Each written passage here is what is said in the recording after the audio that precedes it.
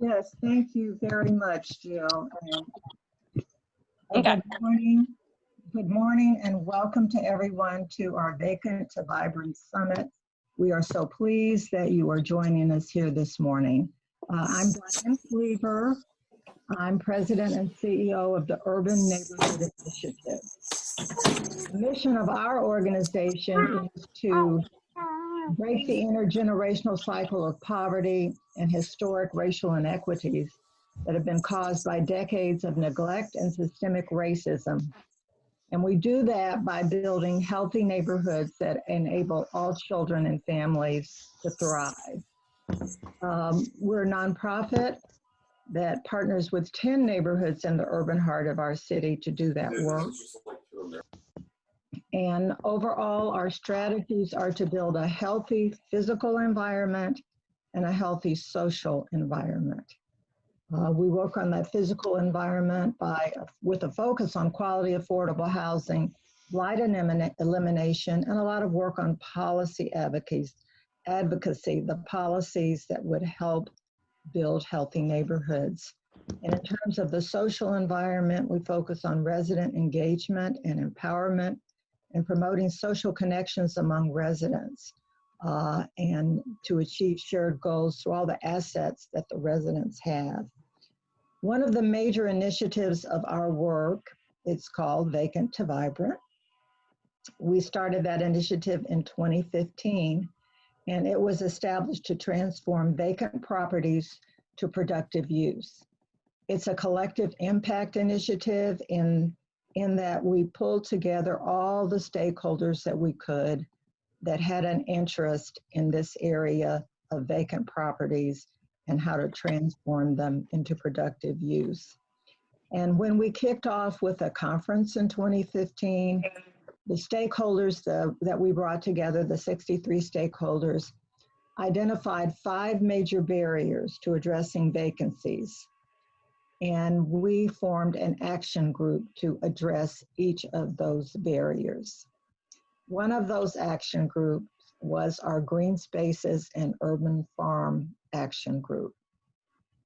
And as the name suggests, and as the conference suggests, that focus was on maintaining and enhancing the green spaces in our area, helping people to understand the importance of those and how to turn them from vacant lots, those spaces from vacant lots, to vibrant green spaces that helped the physical, mental, and social environment.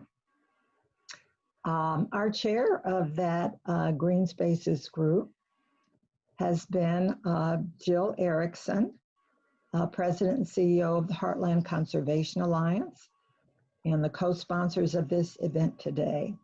So at this time, I would like to turn it over to Jill to talk more about her organization and our work. Jill? Thank you, Diane. Good morning to everybody. Thank you so much for being here with us on this sunny Saturday morning. So excited to be here and really glad to see all of the numbers. You know, like Diane was saying, the point of this is so that we can come together and share resources. I'm the director of Heartland Conservation Alliance, and as an urban conservation coalition, we got involved with vacant lots back in 2014 because we saw a lot of opportunities. Our mission is to protect natural areas in the Kansas City metro area. We're specifically focused on the Blue River watershed. And so we just saw so much opportunity for connecting and building relationships with our community. And so we started on this journey many years ago. We've been so honored to be a part of this Urban Neighborhood Initiative group and so excited that we can be with you today. After the opening remarks, our keynote speaker, Sandra Albro, will share some lessons learned from her work. And then we've got 2 officers from Kansas City Police Department and a conservationist from Missouri Department of Conservation to talk about how nature can be a tool in crime prevention. We're going to take a short break so that you can stretch your legs, and that during that time we've got a video we're going to share with you. Then Laura Ish and Gerald Williams from the city of Kansas City are going to share with you some really exciting and important plans that are happening right now. And after they give an overview of that, we're going to go into small sessions so that you can ask questions and that they can listen to your ideas, because we know that the community, the folks on the ground working on these issues, are the ones that have the best ideas. Then we'll all come back together, and Christopher McKinney, the new community engagement officer at UNI, will wrap things up and share some notes with you. So without further ado, I'm going to go ahead and turn things over to you, Sandra.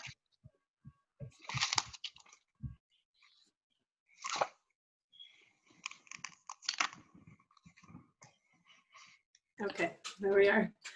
Hello, it's really nice to be here. Hello from Cleveland, Ohio, where it's a bit snowy, so I'm glad to hear that you all have sun and warmth. I was invited to talk with you about a project that I led named Vacant to Vibrant, coincidentally, and it generated lessons about vacant land reuse from 3 cities in the Great Lakes region, from Gary, Indiana, Cleveland, Ohio, and Buffalo, New York. And I've kind of selected the lessons that I think are generally applicable to a lot of other places, including Kansas City. And I'm really excited to share those lessons with you all today. So I'll take a little bit of time to just talk about the context of the work and how we frame it in the Great Lakes region. I'm sure there's some overlap with Kansas City and other places that have experienced population loss due to manufacturing decline and other reasons. So when you think of the Great Lakes region, a lot of people tend to think of Detroit as kind of ground zero for vacant land. And Detroit has lost 62% of its population since 1950. It's a lot of folks. But if you look at other cities throughout the Great Lakes region, you can see that other cities have similarly lost a lot of population, including Cleveland at 57%, Buffalo at 55%. And if you look at Chicago, a lot of their vacancy is concentrated on the south side. And the vacant land on the south side is equivalent to the city of Flint, Michigan. So population loss due to manufacturing job loss and also white flight is kind of what drove this in the Great Lakes cities and explains patterns of vacancy that we see today. This is a photo of the Slavic Village neighborhood in Cleveland. You may have heard of Slavic Village if you do vacant land work. In 2007, it was declared ground zero for the national foreclosure crisis. And some of the broken windows policies, for better or worse, were piloted in Slavic Village in the late 2000s. But this is Slavic Village in 1962, near its heyday, where it's a lot of manufacturing and industry families that lived there. The houses were very densely packed into the neighborhood, sometimes 2 houses per parcel. And this represents what a lot of folks in Cleveland think of as just when neighborhoods were vibrant and healthy. So fast forward to the 90s, you start to see land being converted to vacant land through demolition. In around 2006, Cuyahoga County, where Cleveland is situated, formed a land bank that allowed them to acquire properties through tax foreclosure. And that really sped up the rate of demolition that we see continuing to the present. And then fast forwarding to today, about a quarter of the land in Slavic Village is vacant, and about another 1/4 of the houses that you see in this photo will eventually be converted to vacant land through demolition. On the plus side, you also see a growth in tree canopy. And in general, I tend to think of this as a lot of potential. So there's a lot of pain here, but a lot of potential for how we can think of rebuilding Slavic Village and other neighborhoods like this in a way that is more climate smart. Of course, we can't understand the patterns and solutions to land vacancy if we don't really understand the history of how, a lot of factors that combined to create the vacancy that we see today. One of those driving factors is redlining. So in Cleveland in the 1930s and 40s, of course, there were a lot of parts of the city that were declared to be ineligible for loans for small businesses and homes. And a large reason for this was because these were neighborhoods where immigrants, particularly Hungarians and Polish folks, also a lot of Black families lived. And so areas, particularly yellow and red, were declared to be ineligible for loans. And those patterns have, or redlining really influences the patterns of vacancy that we see today. So you saw, actually, let me go back. I'll explain one thing to you about Cleveland. The white space in the middle is where the Cuyahoga River flows, and that's the industrial valley of Cleveland where a lot of our steel mills are located. The Cuyahoga River divides Cleveland into east and west sides. So here, the east side, you see a concentration of redlined neighborhoods. And then if you fast forward to today, this is where vacant land is distributed in Cleveland. All of the vacant parcels are individually highlighted in green, and you can see that there's a concentration of vacant land on the east side of Cleveland. Of course, redlining led to strategic decisions to disinvest in infrastructure, and that includes green infrastructure. So in neighborhoods that were subjected to redlining and other exclusionary practices, there was a decision to disinvest from the green infrastructure that those neighborhoods received, including trees and parks. So that persists to today also. If you look at the east side of Cleveland, there's much lower tree canopy. Cleveland overall has about 19% tree cover, which means about 1/5 of the land is shaded by trees. If you look at the downtown area, only 4% of downtown is shaded by trees, which makes it really hot and uncomfortable in the winter, or I'm sorry, in the summer.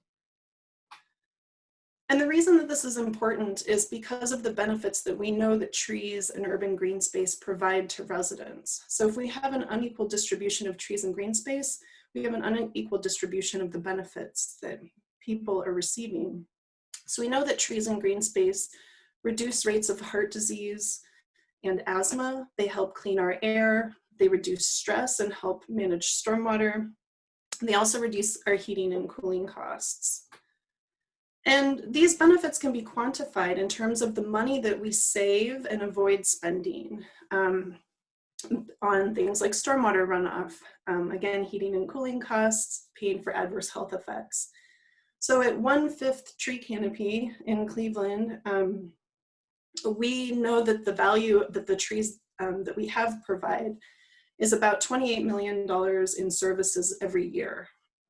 If we were to raise that tree canopy up to 30%, which is our goal for Cleveland by 2040, then those benefits would increase to $44 million per year. So it's definitely not trivial.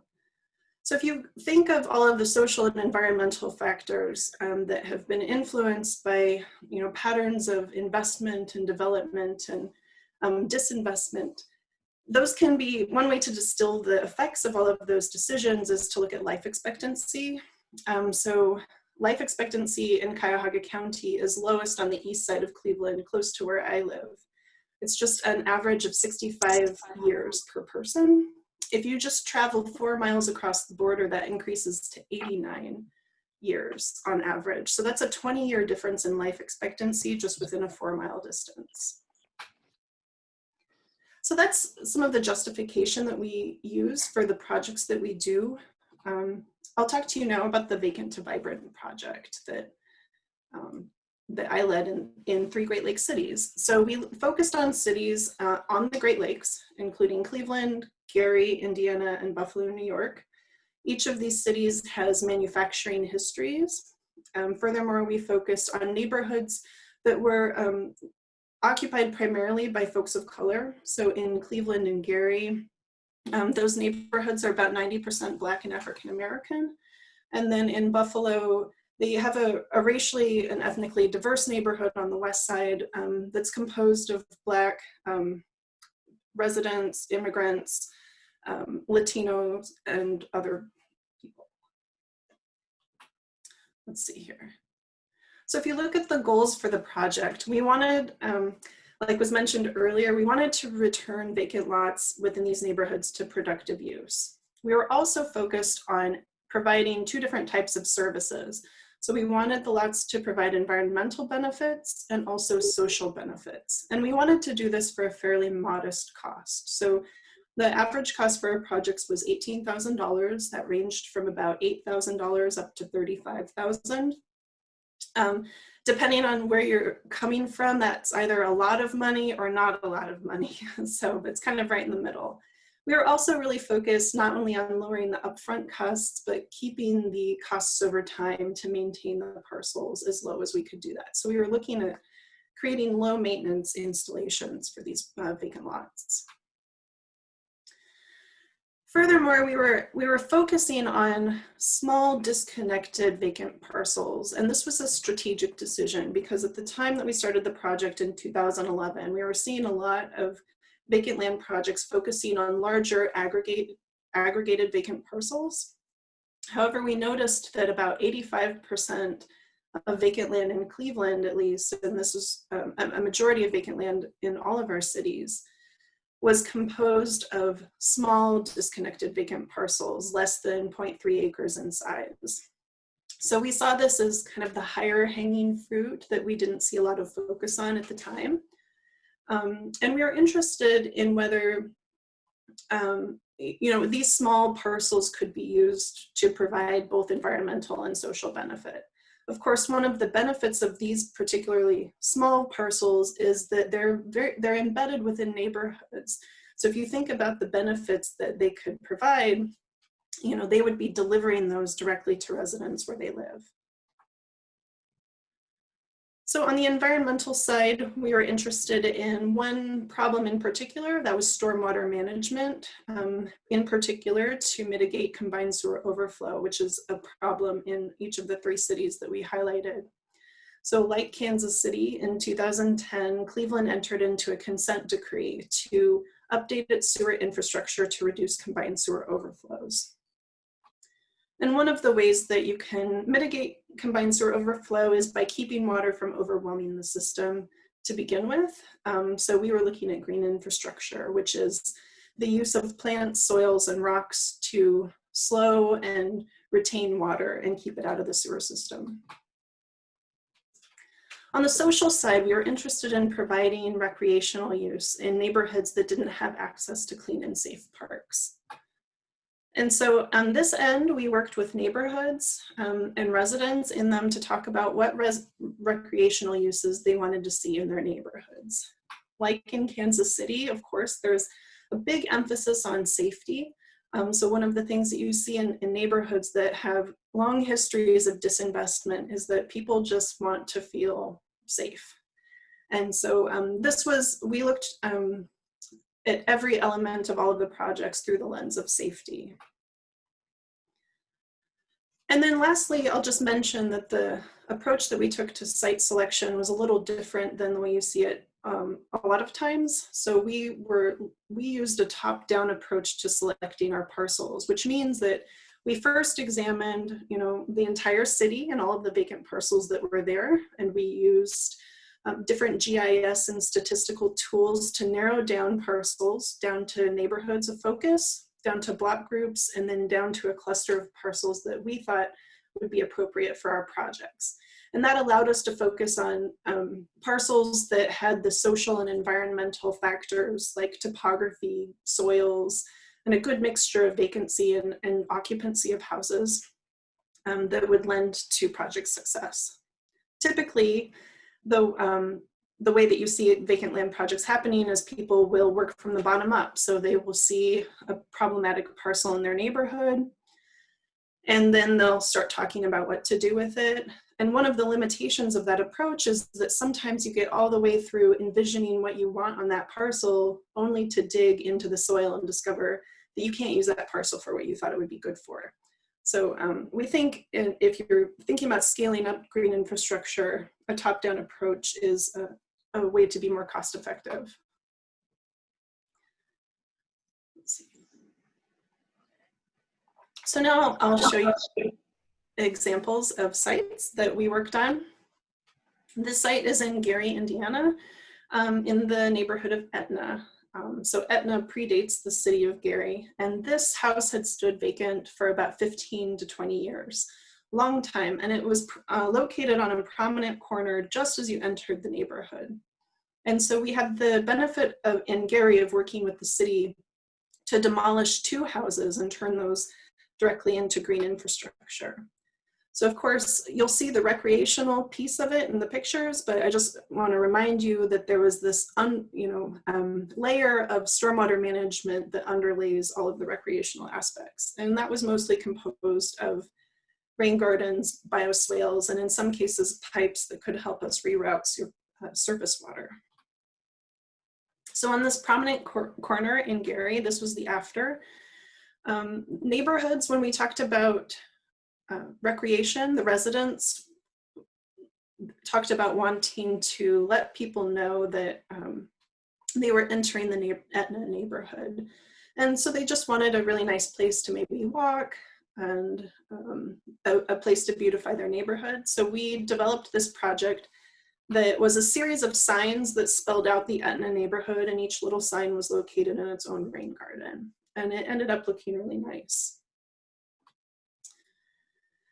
This was another house in Gary that had burned about 5 or 6 years before our project. Again, we were able to work with the city, who had HUD money for demolition, to roll the project right into green infrastructure. One of the benefits of working prior to demolition was that this lot, even though you had this burned out house in the front, it had a beautiful cinder block walled garden in the back. And so we were able to work to maintain that garden and keep it as a walled garden for public use. The city was a little nervous about leaving a picnic table on site. So we bought a picnic table with project money, and then residents can ask to have it delivered for free if they would like to use the site. So you don't see that in the picture, but there is a kind of a picnicking element for the back. And then in the foreground, you can't quite tell, but this whole parcel slopes to the camera. And there's a rain garden in front, and by request, a small magnolia tree.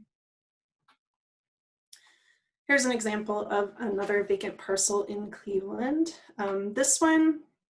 This street has a lot of older homeowners on it who were a little nervous about inviting people onto parcels. So although we had a park bench planned for this project, we didn't end up installing it. So this project was very passive recreation, just a way to beautify the neighborhood, do some bird watching, and look at native plants.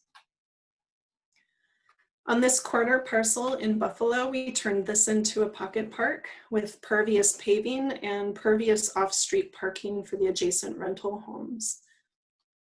And this project also, we were able to use downspout disconnects to connect these 2 houses that you see into our stormwater management feature.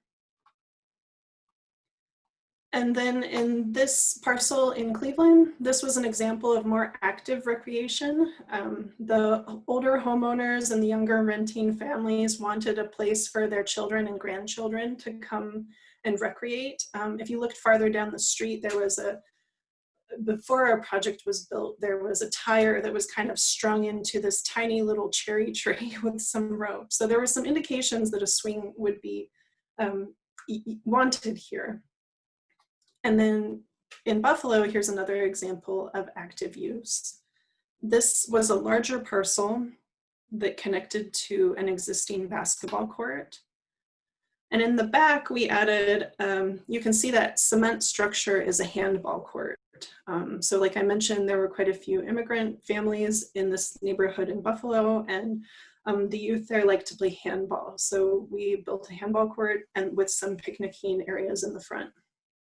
I will say that just between these 2 examples of active use, the handball court was a little bit more successful because it was a bigger parcel, slightly more removed from adjacent houses. And if in the example of the swing set, even though residents were very adamant that they wanted a swing set, over time, it became a source of noise, and children playing kind of spilled over the borders into adjacent houses, and that became a problem.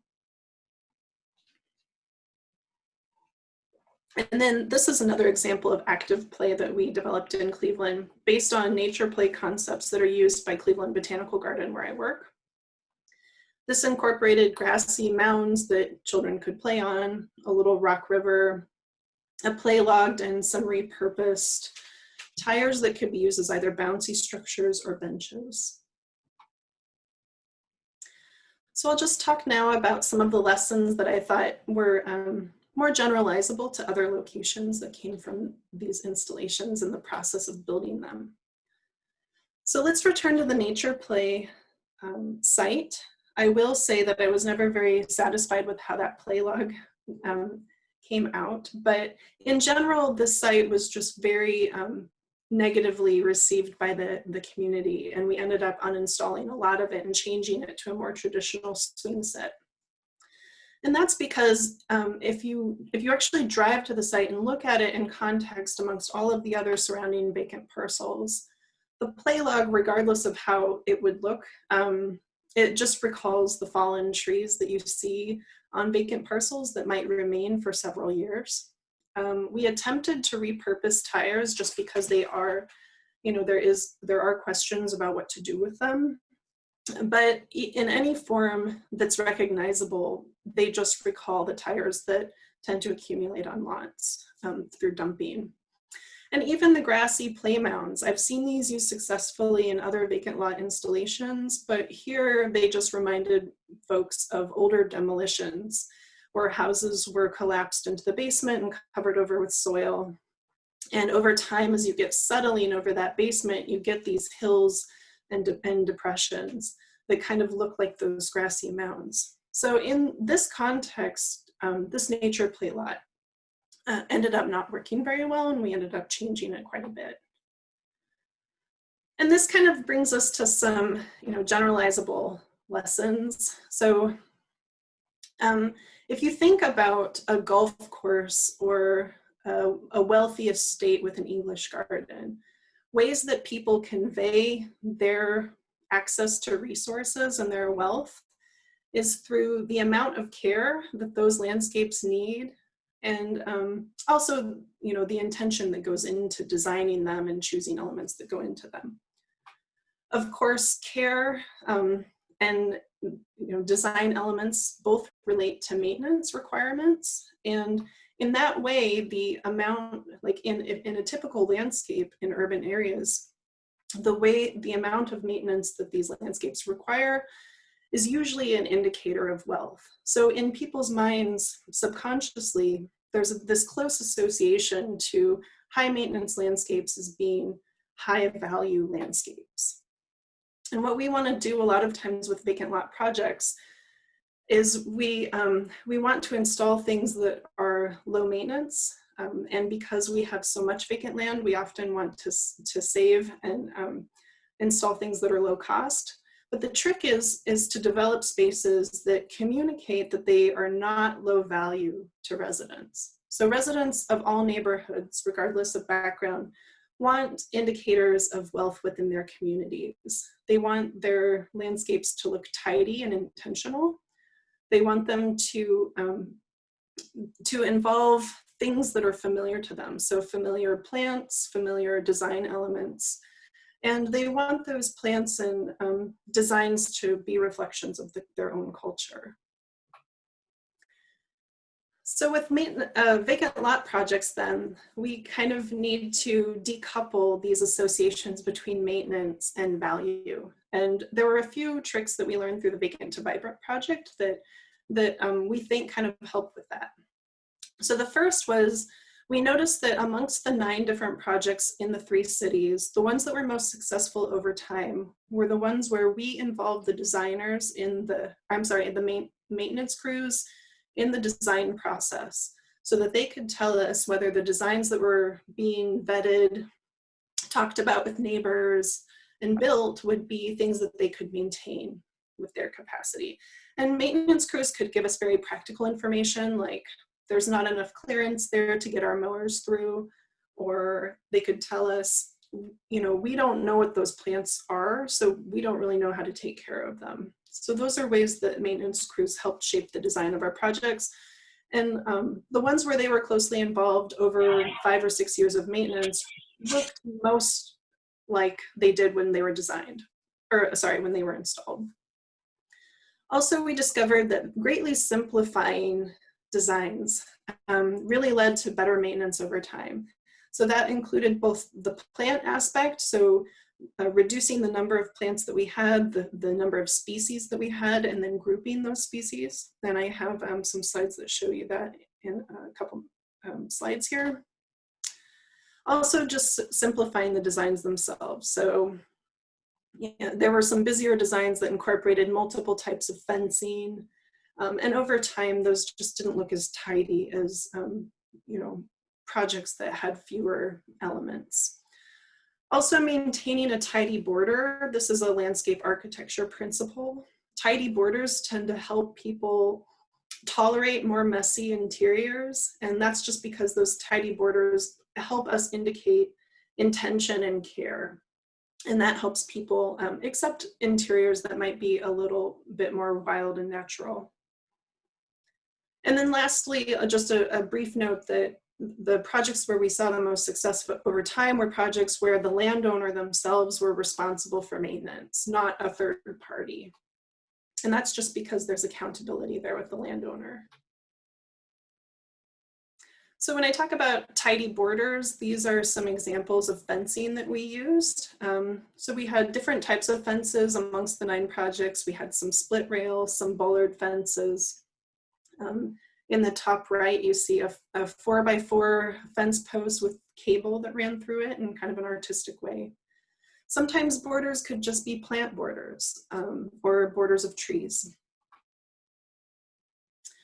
These fences not only denote care and intention, but they're also useful for preventing dumping, which I know is a concern of yours in Kansas City also.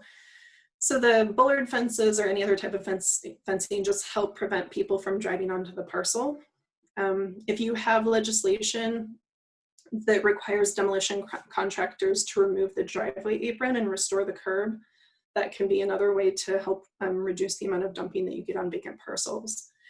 And this picture is not from our project, but it illustrates another example that they're piloting in Slavic Village neighborhood, which is a little bit lower cost way of preventing dumping by using trees as a living bollard fence. So it's a little hard to tell from this picture, and this isn't the greatest example, but Slavic Village Development has been experimenting with planting trees in a line close to the front of houses on vacant parcels. And that both helps keep people from driving onto the lot, and it also pulls eyes away from the mass of vacant land behind them to the front of houses, and it tricks the eye a little bit so that you don't see these huge swaths of vacant land, and you stay focused more on the frontage of parcels. This slide illustrates ways that we simplified and grouped our plantings, particularly with native plants, which some people interpret as being weedy.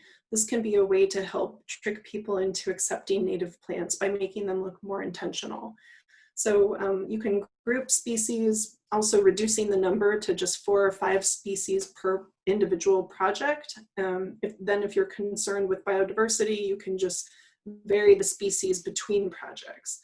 But these are ways that we helped residents tolerate plants that were a bit more unfamiliar to them, that had ecological value.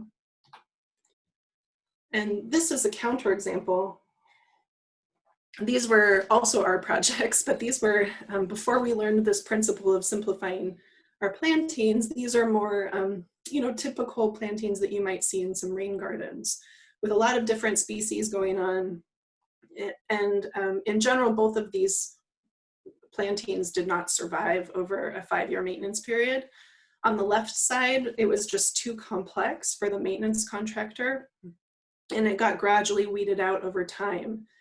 Particularly in the spring when he was trying to get the weeds out before they really took hold, but he ended up accidentally pulling out a lot of plants that had been placed there intentionally because he couldn't tell the difference between those and weeds.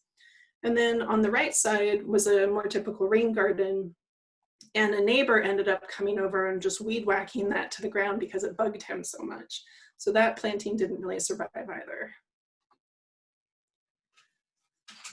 So those are some generalizable lessons, just a snapshot of the many lessons that we learned through this 3-city project. And I just want to talk a little bit about the importance of this work as we think of the future. So these two pictures are taken from the Kinsman neighborhood in Cleveland, about 100 years apart. So in the top, we see the Kinsman neighborhood in 1910 as it was being developed. So here houses were being developed in a piecemeal fashion, one lot at a time. And 100 years later, we've seen some of those houses be demolished in a piecemeal fashion, one lot at a time. And what this represents is, like I said earlier, it's a lot of pain for the people who live there, but it's also an opportunity to think about the next iteration of developing these neighborhoods, specifically through the lens of equity and climate resilience for the residents who live there. And this is an opportunity for us to think of rebuilding these neighborhoods in a way that is that's better, 2.0. And redevelopment is happening at a faster pace than even we had predicted. So in the Cleveland neighborhood, we chose a neighborhood that intentionally that had a 20 to 30 year timeline for redevelopment because we were interested in ways to help stabilize housing markets and other things through our projects. However, even with the predicted 20 to 30 year timeline, in reality, it had about a 10-year redevelopment timeline. And so 2 of the projects that I've shown you ended up having houses built on them. So it's progressing even faster than we thought. And the reason this is a little concerning is that we know for climate resilience that we need to earmark some of these vacant parcels to remain as green space that we're going to need for stormwater management, for cooling effects, and just for our health and well-being. And in the absence of information about how those green spaces function and how valuable they are for communities, decision makers are going to default to tax generating land uses like houses, because they really need ways to quantify the costs and benefits of urban green space in a way that they could directly compare to alternatives like housing. I don't know, man. And in our project, we did try to quantify, the costs and benefits of our stormwater management features and of the installations themselves. And I go into a bit more detail about that in the book. But in the absence of that information, a lot of, at least in Cleveland, I don't know in Kansas City, maybe you're a bit more progressive in how you think about redevelopment. But in Cleveland, this is the idea that a lot of our decision makers have about what a healthy and vibrant neighborhood looks like, which is the original development pattern where every house or every parcel is occupied. However, we know that climate smart development really requires more shared green space, more tree canopy, and in some cases higher density housing to make space for that green space. This is not, even though this picture was taken from a housing development in Germany, it's not foreign to the cities that we live in. So this is a photo of an inner ring suburb of Cleveland called Cleveland Heights, just across the border from Cleveland on the east side. And this is an example of a neighborhood that has 40% tree canopy, that has a lot of shared green space. So in the northern part of this picture, you can see a little community garden and a lot of shared green space and trees in general. So it's not foreign. And when we look at areas of our cities that are currently very vacant, what we see is an opportunity to build that kind of shared green space and tree canopy in to benefit the residents who live there and prepare us for a better future. So I just want to recognize this project was part of a huge collaborative effort amongst 3 cities. And I want to thank my collaborators a lot. I worked with the city of Gary in Gary, Indiana. I worked with Push Buffalo in Buffalo, which is People United for Sustainable Housing. And of course, I'm based at Holden Forest and Gardens. So thank you. I think we can take some questions. Sandra, thank you so much. What a great presentation. Really, really appreciate all those lessons. Hey, I gotta go. Bye. So I see that we've got one question here from Angela, and she's wondering if all of the pocket parks and gardens owned by this, are they owned by the city or by the neighborhood, or what's the ownership? The ownership varies amongst the 3 cities. In Gary, the city of Gary owns the parcels and is responsible for maintenance. They've since involved residents more. So one of the goals of the project was to try to really think of these as infrastructure and find ways that we could maintain the parcels without involving residents. Because we don't usually ask residents to help us maintain our power lines and our sewers. So we were trying to do that with this project too. However, Gary now works with residents to help maintain the parcels. In the city of Cleveland, the parcels were owned by the City of Cleveland Land Bank and are now stewarded by a local ministers group.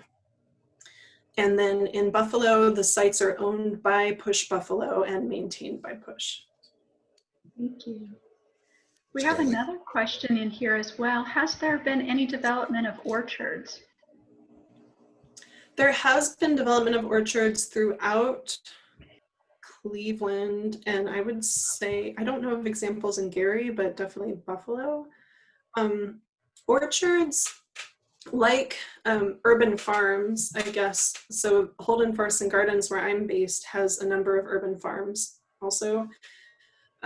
They can be successful, but what we see over time is unless they're really stewarded collaboratively and there's some redundancy in who's responsible for it, the orchards can fall into disrepair over time. So right now we're consulting on a couple of different orchards that were big plantings at the time and then have since fallen into disrepair. And then we've got another question. You mentioned $18,000 bringing water. Does that bring the water to the lot? Hillary wants to know. In some cases it did. So originally we had tried to incorporate downspout disconnects and curb cuts at all 9 of our sites. And it turns out that there are a lot of liability concerns with moving stormwater across parcel lines, especially if the landowners are different between those 2 parcels. So we were only successful in doing that in the city of Buffalo, where Push Buffalo owned both the adjacent property and the stormwater management property. So in those cases, they had rental houses that they could connect their downspouts to. And it was very clear there who was liable for both the downspout disconnect and that maintenance, as well as the rain garden. So in Cleveland, we're looking for opportunities now, like for municipal government areas where they have vacant parcels adjacent to maintenance buildings that they own that might be good for downspout disconnects. Thank you. I think we might have time for one more question. I'm looking at the chat. Sarah, do you see any other questions that I missed? I think we have time for just one more. Yes, there is a question from Maggie who asks, could you speak to if urban farms and farm animals like chickens are included in these projects? They're not included in these projects, partly because we have a very vibrant urban farming culture in Cleveland already in particular, and in Gary, I guess also in Buffalo. So we were looking at different types of land uses, and specifically lower maintenance land uses. You know that urban farms are very high maintenance, and we've been struggling with that at the Botanical Garden. So we were looking at other types of recreational uses beyond food. Thank you. Well, please everyone join me in thanking Sandra so much for being with us this morning. And I believe she's going to be able to stay on for some of the presentation and join us later on in the breakout sessions. Thank you. Thanks very much. Thank you, Jill. And thank you everybody for joining us today. I'm Cheryl Barnes and I live in Blue Hills, and I'm also a volunteer for UNI's Vacant to Vibrant committee. We have with us today our 2 community interaction officers, This morning, we're going to learn about crime prevention through environmental design, called CPTED. We're very lucky to have two Kansas City Police Department community interaction officers with us, and you may know both of them. They serve as a liaison between neighbors and neighborhoods and the police department. They regularly attend neighborhood meetings and events and are a direct point of contact for generally non-emergency issues. You may have recently seen Officer Marquez on TV dropping off bags of groceries right before Thanksgiving. One of the organizers, he was among the police officers who each gave food to 25 families in need. Next will be a KCPD toy drive. He truly puts a community in community policing.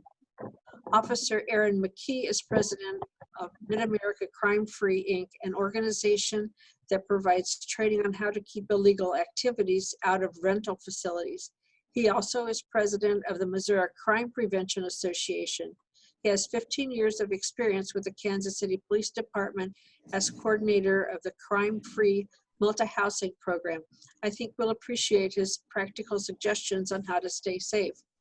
And to wrap up this segment, we'll hear from Wendy Sangster, who began her career with the Missouri Department of Conservation in 1997 as wildlife biologist. She has since worked at the department as a community conservationist, a community forester, and currently as a community conservationist, conservation planner, advising on land use planning and design practices that help to conserve natural resources. She has recommendations for us for native plants that will fit in nicely with both CPTED and our neighborhoods. So I'll turn it over to you now, Officer McKee. Good morning. I appreciate the opportunity and the time. This is going to be very, very brief in regard to CPTED, which is crime prevention through environmental design. This presentation is usually about an hour and a half, and we're going to try to do this in 15 minutes. So it's going to be very, very quick. And unfortunately, I haven't had breakfast yet, so I didn't have muffin and peanut butter yet. But we'll still get through it, and we'll move through it pretty fast. So crime prevention through environmental design is like a basic component that we use in regard to law enforcement and basic needs in regard to things, how the environment treats an overall atmosphere as the things that we do on a day in and day out basis. So we're looking at how do we define a certain building or a certain structure or a certain landscape to better fit or try to reduce the criminal element on how things happen or occur on a property as a whole. So basically, we look at certain things as far as keeping the property up to habitability standards, was basically up to codes or codes regulations, that we're trying to stay on top of those things as far as things goes, that, hey, if you're, certain standards are set by your codes for your city. If we can keep at that point and as a starting point, then we can go from there. And always we're looking for it to be kept looking cared for, which is regular maintenance and regular maintained, such as mowing the grass, trimming the weeds, doing those things, removing graffiti and things like that as far as that goes. But then we also look at the whole brighter agenda as far as the broken window theory. This is basically a theory that goes back to the 1970s. They did a study in Detroit in regard to one of the nice 1970 Lincoln Continentals, the big, huge boat cars that they used to make that had the side window wing windows on it. So basically they took a brand new Lincoln Continental and put it in a very a crime-ridden area and left it there for 2 weeks. Nothing happened to the vehicle. The whole thing was just sitting there perfect because it was cared for. It was still clean. It was taken care of. But then they went back after those 2 weeks and they broke that little wing window out of the vehicle. And then after that, they came back 2 weeks later and they found that the only thing was left of this vehicle was the frame of the vehicle itself. So basically, because before it was cared for, it was taken care of, it was fully intact, it was good. But once they started to break it down just a little bit, that now the crime took over, the whole vehicle was destroyed. And so that's basically where the idea of the broken window theory comes from. The four elements of CPTED, which is crime prevention through environmental design, that we're going to cover is the surveillance, access control, territoriality, and activity support. Surveillance, there's three types of surveillance. Those are natural surveillance, mechanical surveillance, and organized surveillance. So in the top left, you can clearly see that this house vegetation and the trees and bushes are overgrown and not very well taken care of, which gives the opportunity to be able to get broken into. This house on the top left has actually been broken into and burglarized a couple times. There's a big bay window behind those trees, and they smashed that window, in which the greenery and the shrubs actually absorbed the sound of the glass breaking, to where it made it a little bit easier to get into this house and break it into. And the bottom right is more of what we're looking like, is what we like in regard to Septed. Is it's well maintained. It doesn't, it doesn't have to be a huge home or anything like that. But the bushes, the lawn, the greenery is all taken care of. A good choice of paint color for lighting in the nighttime. There's a lot of different good aspects of the two differences that you would be looking at and why you would choose to your bushes and your trees as far as those go. Again, it doesn't have to be a mansion to look good. It clearly defines pathways in the top left-hand corner. It basically, it tells you where the front entrance is. It leads you in the pathway with the steps and the landscaping that they chose to use. Clearly defines, where you need to go as far as their property. They want you to try to stay off the grass, but they give that destination as far as, your path and where you want to go. In the bottom right-hand corner, this is a major intersection here in Kansas City. This house below has been broken into 6 different times. And when I say broken into, they actually backed a U-Haul up to this garage on this property and emptied an entire house on 5 different occasions. And the homeowner was always concerned and finally reached out to the police department and said, "What am I doing wrong?" Well, as far as the landscaping goes, and we asked him about the landscaping, and he basically said that he didn't like the traffic because this is an intersection, that he thought that the traffic that was to be stopped at the stoplight would be looking into his house. So he let all this greenery and the shrubs grow up to basically block it. But in return, it actually did the opposite. It gave the opportunity for the criminal element to break into his home and do these things with the green. And he also thought there was a sound deadening. Technically, shrubs and trees don't offer any sound deadening as far as the property goes as well. So basically what we did was we went back and we trimmed up those trees that are on the left and the right, and we removed one bush on each side of those trees and basically gave a line of sight to his property. And this picture was taken about 10 years ago, and this home has not been burglarized since, just by making those simple changes. So that's a good idea and observation as far as natural surveillance. Again, this is an apartment community. The lower end part underneath here in the top left is actually a patio of someone's apartment. And this greenery and the shrubs have been grown up so far that you can barely see anything. And then we actually took a picture here on the bottom right of an officer standing behind there. And you can't see anything at all until she raised her hand up to where you could actually see her hand sticking out. But this just kind of shows your lines and your natural surveillance observations that, how shrubs and trees can just play in a big factor as far as what you can see with your natural eye. Mechanical surveillance, this is basically the use of mirrors or cameras as far as properties are concerned. The mirrors are very, very cheap and inexpensive, and they do provide really natural mechanical surveillance as far as a person's eye. It makes people feel a lot more comfortable, especially in blind sites. And where I really like to see these are in stairwells, laundry rooms, and then also in parking garages. These are actually very good use of that, and then don't cost a lot of money as far as that. And then you get into the cameras that can be more expensive and cost more. And the biggest thing with cameras is that we usually ask that if you're going to use cameras, always have your loading device or whatever you're doing, try to make it off-site to the location that's happening. So if it does get broken into, that you can go back and get that feed and that surveillance memory from somewhere other than the location that the event actually occurred. Organized surveillance is basically hiring security or off-duty police or starting a neighborhood watch program. These are basically more structure and people more involved, more eyes basically in the area to observe and see things that might occur, and then hopefully be a deterrent as itself. Access control. This is the natural environmental access control, mechanical access control, and organized access control. Natural access control is basically defined with the pathways that we're giving you a directional path that we want you to go to, rather it be leading on a sidewalk and doing landscaping that way, or defined for a vehicle to drive through, such as gates or concrete rocks formation as far as driving that vehicle, and they're kind of giving you that direction.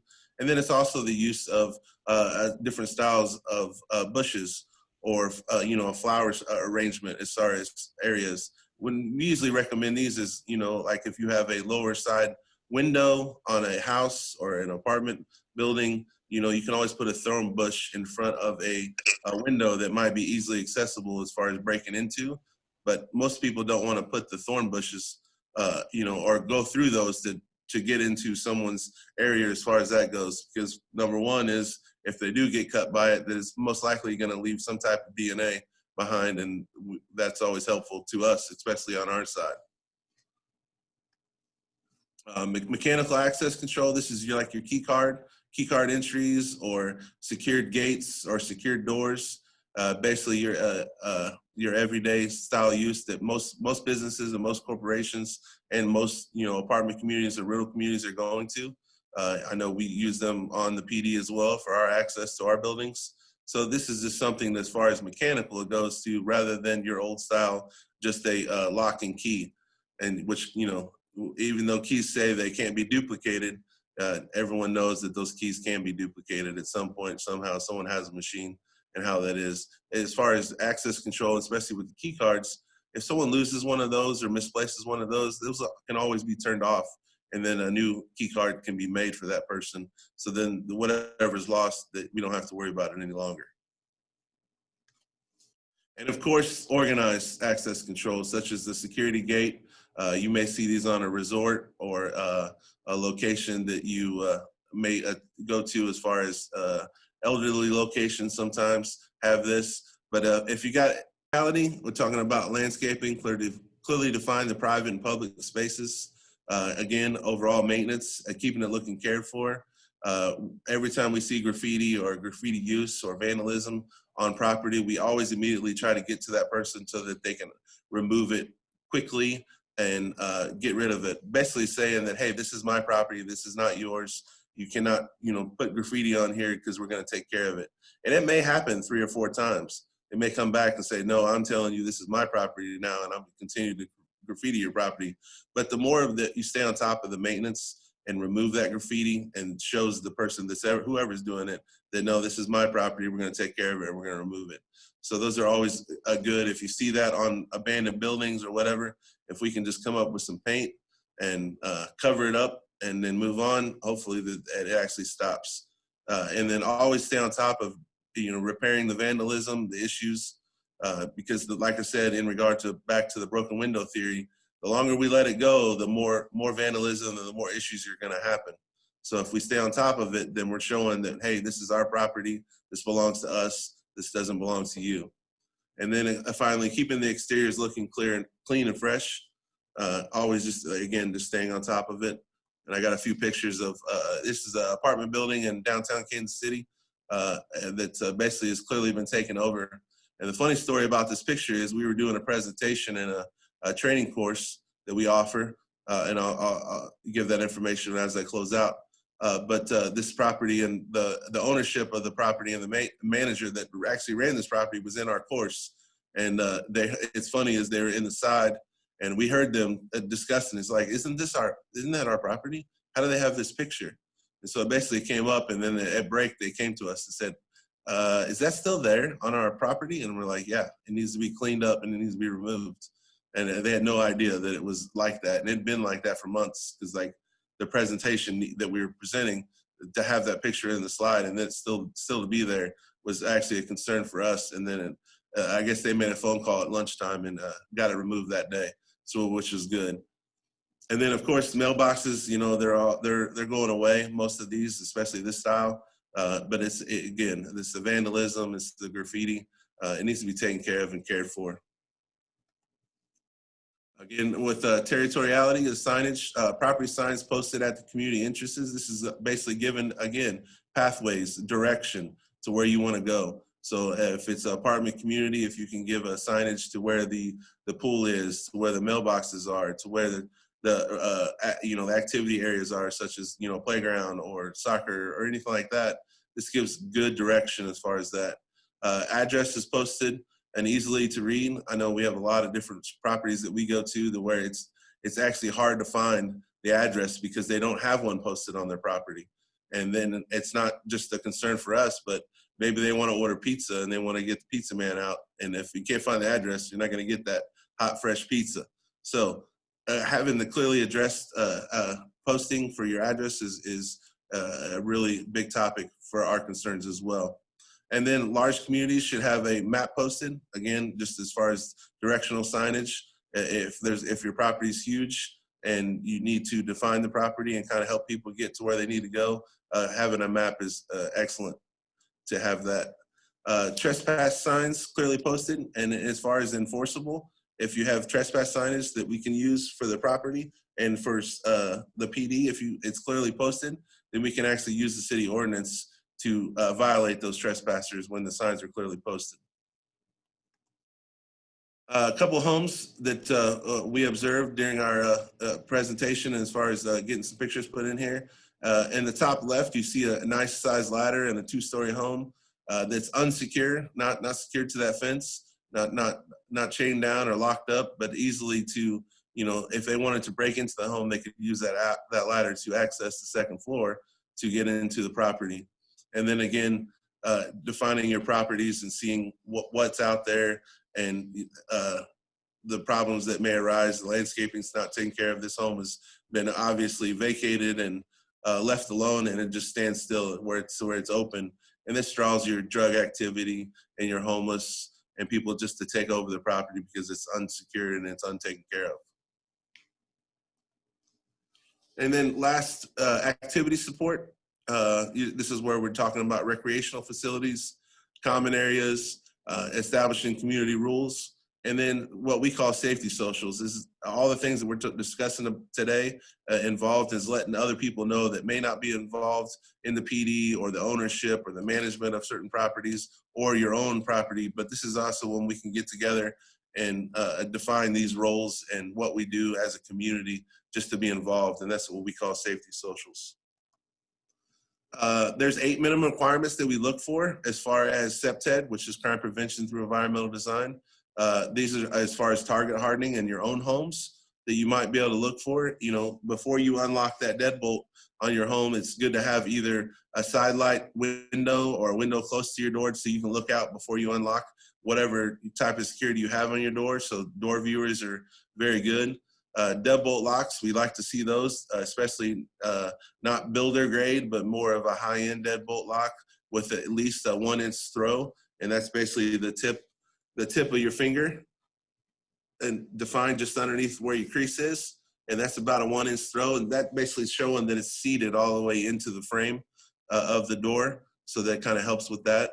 And as far as the strike plates, the actual plate where the deadbolt goes into, if you can use that, but then also get that at least a 3-inch screw, that 3-inch screw rather than the little bitty screws that come with it is actually going to bite into the 2x4 that's in the frame of the door, which is going to help with the overall security of that. We talk about the windows, whether it be sliding windows or double lock windows as far as lifting up and down. We like to see the double locks on windows rather than the single, because the single ones are easy to push in and be damaged and easy to get into. Sliding glass doors, basically we're looking there is for an anti-slide and an anti-lift. So if it can't slide or it can't be lifted out of the tracks, that defeats, helps with the door as far as the security of those. Landscape maintenance, we like to see the trees trimmed up, bushes trimmed down. And then adequate lighting. We use the common term as if you can see a human silhouette within 100 feet of wherever you're at on your property, you probably have good, adequate lighting. And then again, finally, address numbers that are clearly visible as far as your property goes. And then just again, reiterate in landscaping, trees and bushes, try to limit hiding spaces. there's a full officer in full uniform that right behind that bush, and that bush is trimmed up, but it's just overgrown and not done well, that you can't even make out the uniform behind there. And this is in broad daylight. So just think about that in the evening if you're coming to and from a building or to and from your home. If your bushes look like that, then we probably got a bigger issue, and those probably need to be trimmed up or removed. And our common term is that we use the 3 foot, 6 foot rule. Bushes trimmed down 3 feet, trees trimmed up 6 feet, and basically that's that natural line of sight for the average height of a person. Normal, besides, you know, if you're an NBA basketball player, we might need to trim it up a little higher as far as the trees go. But that natural line of sight, we want to give that visual window that you can see to and from as far as the property goes. And then I think we're going to move right into lighting. And lighting doesn't have to be stadium lighting. It doesn't have to be crazy. Just that, you know, that natural light that you can actually see at nighttime. If it's low light, but you can actually see out for a good distance, that works perfect. So it doesn't have to be crazy. You don't have to go all out with the, you know, the most expensive lights out there and pole lights and all that stuff. You don't have to do that. But it just a small amount of lighting goes a long way. Again, I appreciate the time, and I appreciate the opportunity to be here. My information is here. You can find more on CEPTED and as far as the training classes that we have at KC, that's KC, crimefree.com. And then in January, we'll have all our courses posted for the year. And our training and opportunities are absolutely free. We actually feed you lunch during the training sessions, and it goes well beyond CEPTED. It goes about into what our crime-free program is and how it works. We have an attorney that speaks on evictions, leases, and other things as far as the properties go. But then we also get into drug identification as far as what we're currently seeing on the PD and things that we might run into or things you might run into yourselves. And then we talk about the role of law enforcement at the end in regard to how the structure of the PD works and how we work to basically work with our community. But my information is listed here, my email and my office phone. If you ever need something as far as a community group or an outreach as far as a presentation, I do have materials and displays that we go more in depth for the presentation that you can follow up, and I'll be more than welcome to attend one of those community meetings and give a full demonstration as far as what CEPTED has to offer and the things to help identify that. But again, I appreciate the opportunity, and I'll turn it over to my partner, Officer Richard Marquez, who's gonna basically go into his presentation unless there's a follow-up from someone else.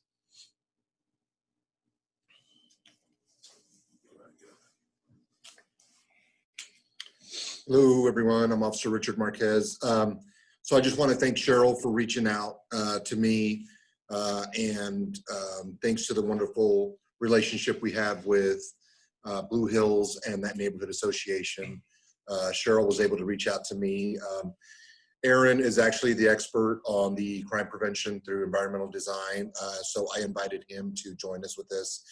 I did share with Cheryl a flyer with regard to some other crime prevention tips. I believe they may have shared that with y'all via email or via this presentation. I'm not 100% sure.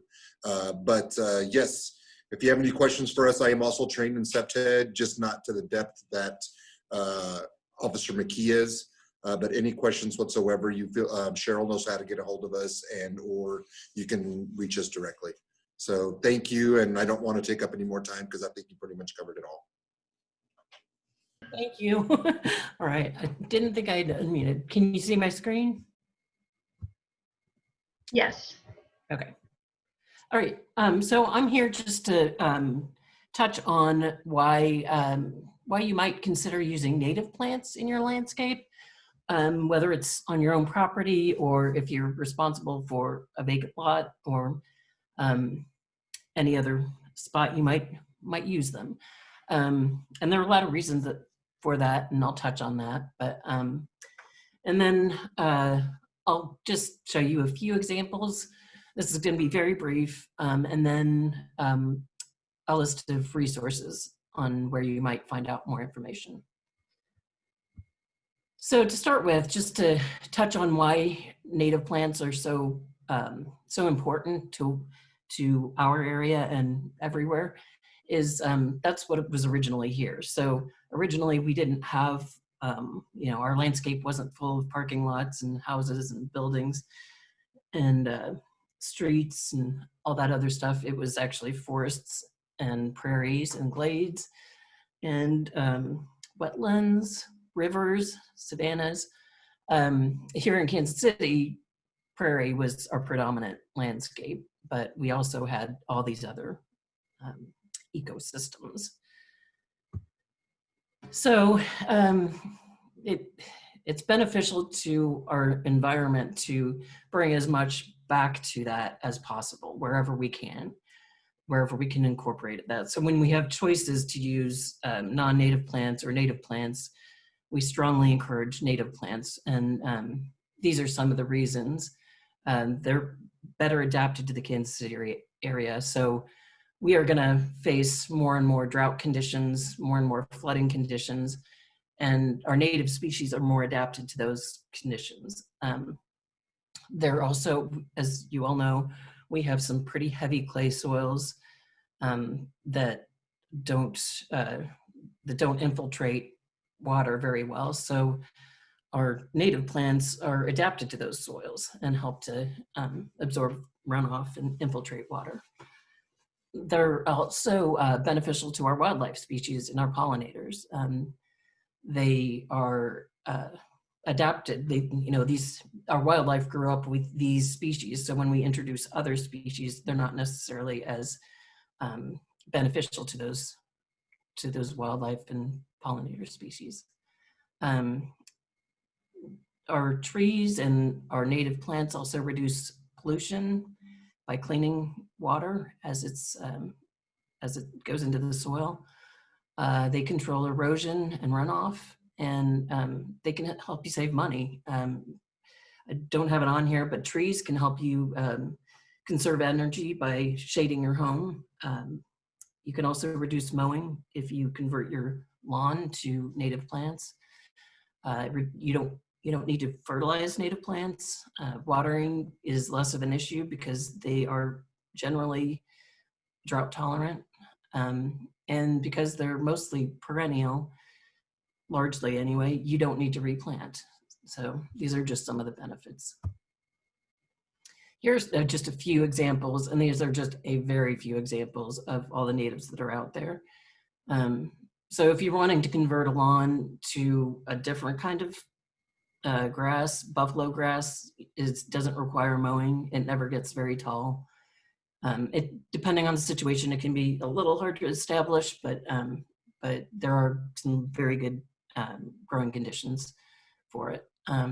Purple poppy mallow is a really pretty one that will create just a ground cover. It stays low to the ground.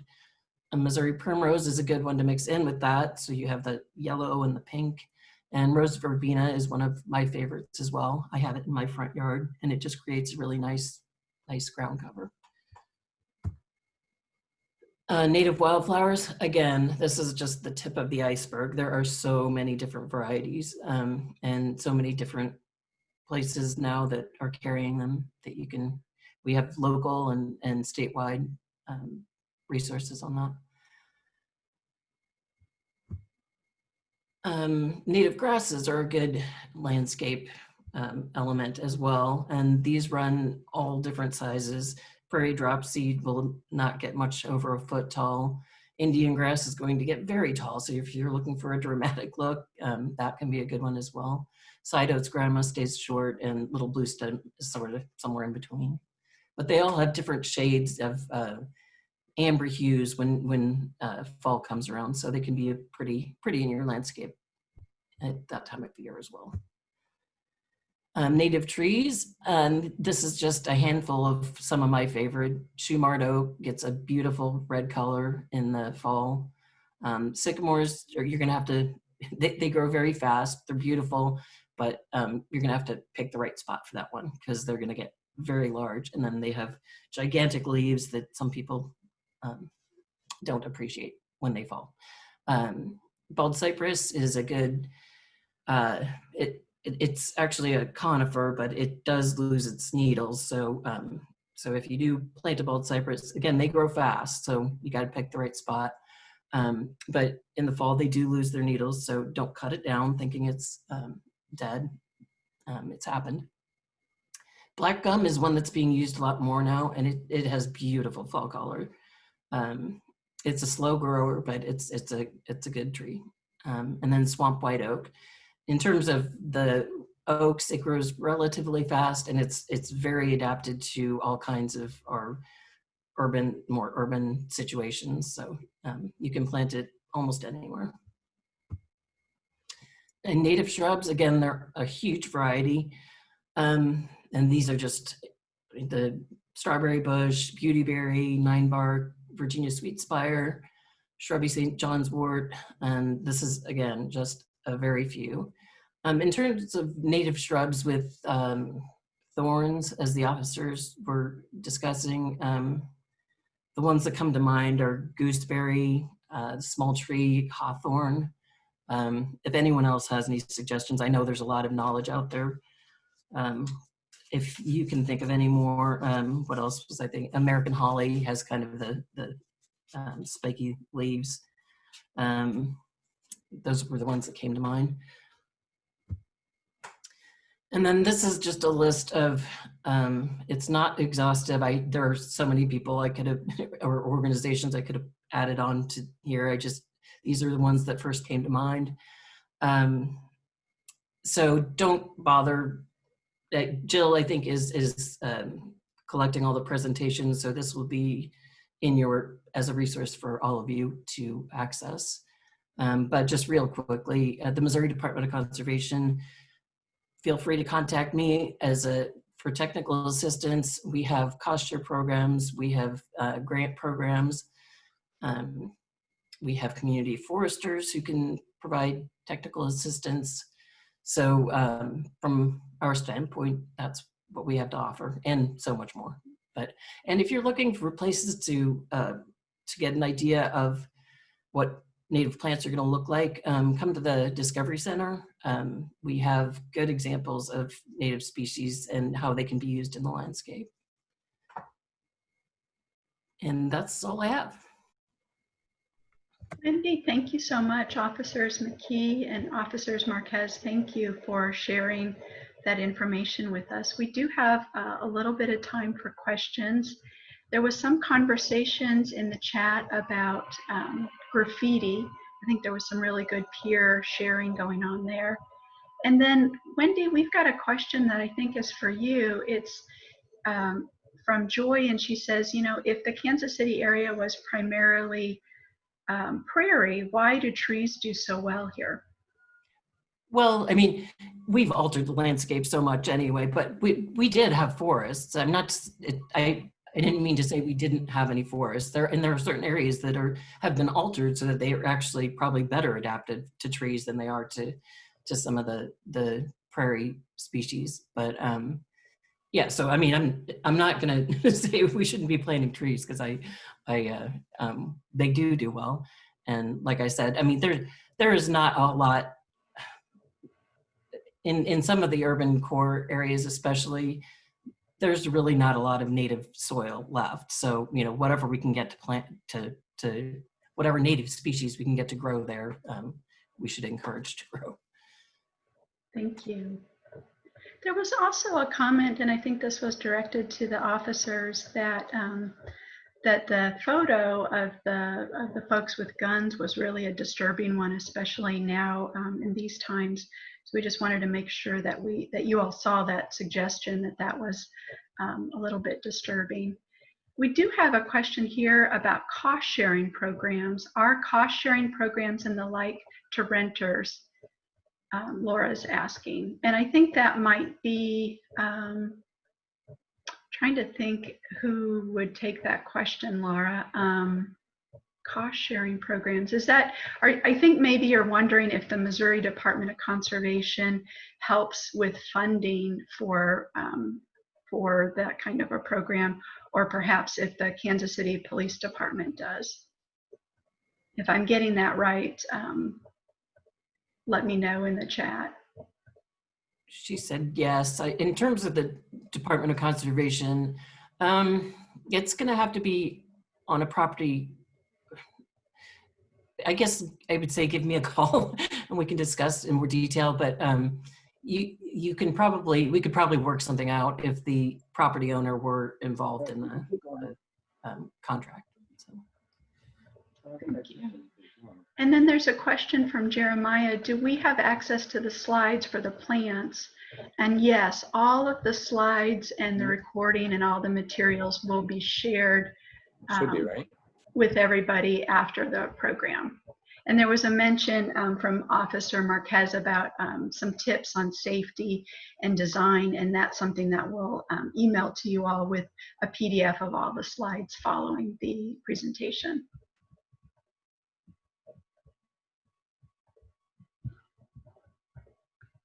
So I think we still have time for another question or two. Were there any other questions about designing for safety or native plants in thinking about vacant lots and resources that Wendy might be able to help out with?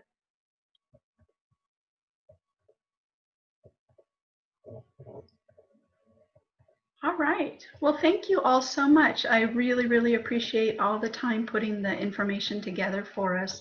This is an important part of the work that we do in revitalizing communities and restoring vacant lots, working with nature and using nature to help us solve some of these problems is really important. So I thank you. So now what we're going to do in this part of the program, we're going to switch gears and I'm going to introduce you to Laura Ish with the City of Kansas City and Gerald Williams with the City of Kansas City. Their departments are working on some regional plans that are going to affect all of us. And they're here today to tell us about them. And they're here today to listen. They want to hear your ideas and we want to get your feedback. So Laura, do you want to queue up your slides first and share them with us? Sure. Thank you so much. Love the Christmas tree. All right, can you all see my screen? Yes, it looks good. Great, okay. And do you want me to go ahead and get started? We're a few minutes early, but. We are just a few minutes early, but I think that's okay. Let's keep on rolling. Sounds great. Okay, I am actually experiencing, of course, about 15 minutes before my presentation started, some internet issues. So I'm gonna stop my video and just present to you guys. Please, Jill, if anything goes wrong, let me know. You bet. All right, so I'm here to talk about Kansas City's Climate Protection and Resiliency Plan today. And this is gonna kind of be a broad overview since we have kind of a mixed audience here. And let me get this, I can't even see my own slides because of the way this is, so I'm gonna move this down here. All right. So just to kind of give you an idea what a climate plan is, it is literally the framework that we use to plan, measure, and evaluate the reduction in greenhouse gas emissions and the related climate impacts.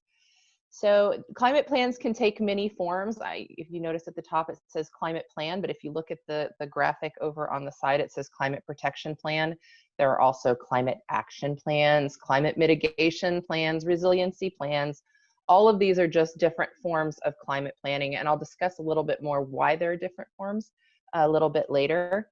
So the photo on this slide is actually the cover of KCMO's Climate Protection Plan that was written back in July of 2008. It was a multi-department, neighborhood involvement, city involvement plan that put together a lot of really smart people to move us forward, to move Kansas City forward as one of the first cities in the Midwest to even have a roadmap for climate. And at this point, this is available online to anybody who's interested. I'll put the link in the chat here right after my presentation. But this document has been our guiding roadmap for reducing our greenhouse gas emissions over the last 12 years. So to get a little bit better understanding of exactly what greenhouse gas emissions are and why they matter, I'm gonna take this back to some high school science just for a little bit. And so our greenhouse gases include carbon dioxide, methane, nitrous oxide, and other gases that accumulate in our atmosphere and create a heat reflective layer that keeps the Earth at a livable temperature. They're super important. They form insulation that keeps the planet warm enough to support life. So we really need our greenhouse gases, but like most things, moderation is best. And since the Industrial Revolution, our society and other countries across the globe have been adding increasing amounts of these gases to our atmosphere. And these ever increasing amounts of carbon dioxide, which are created through the burning of fossil fuels, such as coal, oil, and gas to heat our homes and make our vehicles go, and power our increasingly electrical dependent digital society, are starting to become a big problem. Also, as growing worldwide populations increase the need for food and also increase waste production, methane is becoming a bigger problem. It's produced by livestock and the decay of our waste in municipal landfills. So what we're experiencing at this point is too many greenhouse gases in our atmosphere, which is actually causing a warming trend. This slide, this graphic shows an average increase in the temperature worldwide in just the last 20 years. So you look, and it's the change of a degree, and sometimes a little over a degree in some places of our world. And the 10 warmest years on record have occurred since 1998, and 9 out of those 10 years have occurred since 2005. And what this means for us as a planet is increased heat waves, drought, lack of drinking water access for some areas, more extreme weather events, deforestation, and sea level rise. What it means for those that we share the planet with is the geographic range of some of our species of plants, animals, and insects will be reduced by up to half if this trend continues, and some will go extinct due to lack of habitat. As the temperatures increase, as you can see at the top of this, it's very up there towards the North Pole, towards ice caps. Melting ice means sea level rise and ocean acidification, which is problematic for species we depend on for food, various fish species, and also for our coastal areas, which are already experiencing sea level rise, damaging infrastructure. So, but as you can also see, the greatest increase isn't just in the prosperous countries that have actually really contributed to this problem, but it's felt by vulnerable populations across the world, including those in third world countries who have contributed the least to the greenhouse gas production. So how are we looking here in Kansas City? Well, this slide kind of shows Kansas City's carbon footprint.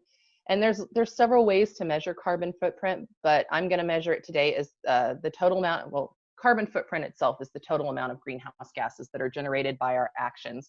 In this case, for Kansas City, it's our citywide actions, but it can be measured per capita. It can be measured on a country scale, on a city scale. I'm going to choose per capita because it really shows where we stay in Kansas City. And if you look at the graph over here, Kansas City is in blue. And the average carbon footprint for the United States is about 16 metric tons of carbon dioxide equivalent, which is, as you can see, one of the highest rates in the world. But you can see that in KCMO, that number is even higher than the US average.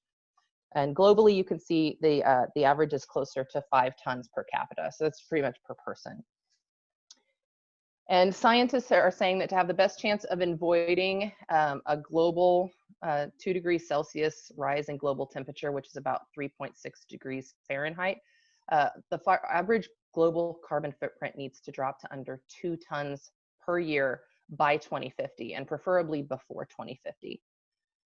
This breakdown of pie chart on the right kind of shows where we produce carbon in Kansas City. So you can see a whole lot of it goes for commercial and residential electricity to heat and cool our homes and keep our lights on. And then a lot of it is gasoline related, which is vehicles. And that's not only our vehicles that sit in our driveway, but also our trash trucks and the city vehicles that keep the city running. So how is this global change in climate affecting us here in Kansas City? Well, so a study was completed by the Water Department back in 2016. It was called Climate Look, and they used climate modeling to predict scenarios on how KCMO might be affected by climate change in the coming years. And the results of this study were a little bit concerning. We're looking at a 7-degree average temperature increase overall by the end of the century. with a tenfold increase in excessive heat days, which are those days where it's going to be over 105 degrees in the summer. Also disturbing is we're going to see days with less cooling relief overnight, which is really where our houses cool down a little bit, and that heat island effect is kind of mitigated, is when we get those cool days to cool the pavement. We're also going to see stronger storms with excessive rainfall, but at the same time, an increase in the number of days without rain, and those are especially going to occur during the summer months, leading to flooding followed by widespread drought. So how are neighborhoods affected by this? How are we all going to be affected as a society? So the map on the left comes from the MARC, Regional Climate Risk and Vulnerability Assessment. Stay tuned, it's still in draft form. It should be published either later this year or early next year, and that will be accessible online for every neighborhood to take a look at. And it kind of overlaid our climate data with socioeconomic stress indicators and socioeconomic data. And so this is just one map to kind of show what we're looking at. But overall, the study shows that we're going to see increased flooding, which of course causes home damage, mold issues, and residential displacement for those people whose houses are just flooded out or destroyed in floods. Those increased temperatures are going to cause heat-related illness and death due to just excessive heat in homes and folks that don't have a place to go get cool. And of course, higher energy bills, which none of us are interested in. And one that people don't always think about is we're going to have more insect-borne illness, because insects that usually die off in those colder winters are going to be able to winter over. So we'll see more mosquitoes and more ticks, and they're going to bring with them illnesses as well. So that increased drought that we'll be experiencing is going to mean increased water bills to keep our foundations from settling and cracking, and damage to the trees and vegetation that we're currently using to mitigate that heat island effect.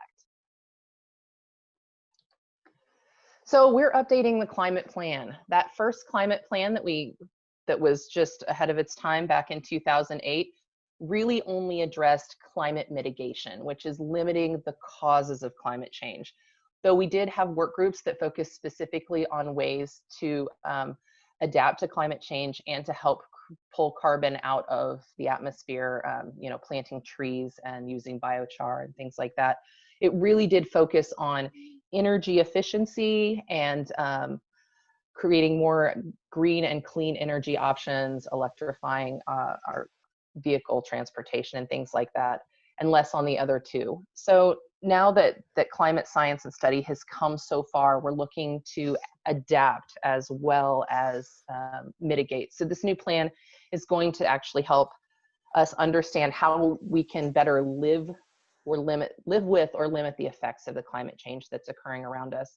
And it's also going to talk about how we can regenerate our own neighborhoods and our world through sequestration, which is actually removal of carbon from the atmosphere. And there are ways we can do that through green space. Green space is amazing for that. And I think Sandra talked a little bit about that in her keynote this morning. So removing that carbon from the atmosphere. So what's the role in vacant lots? So the stories from other cities across the nation are really promising. Innovative uses of vacant lots are increasing in cities everywhere. We saw some of that also in the keynote this morning, as we try to achieve multiple benefits for our neighborhoods and our vulnerable populations and the environment. So there's all kinds of stories about how this is a positive, and vacant lots are part of the solution. But we don't know exactly at this point what the role of vacant lots in Kansas City will play. The plan that we're creating right now is going to be created from a place of equity with input from experts, stakeholders, city staff, and the neighborhoods. So we have the science currently for this, but we don't have the story of each of those vacant lots, and we don't have the context, which is so necessary for making these projects successful. So how we use these lots will require dialogue and innovation with the neighborhood. Where are we in this process? Your next speaker is a little bit farther along than we are. You can see by the yellow star, we are just now in the process of selecting a consultant that can help us with this information. After we get that consultant on board, I don't know why this is going crazy.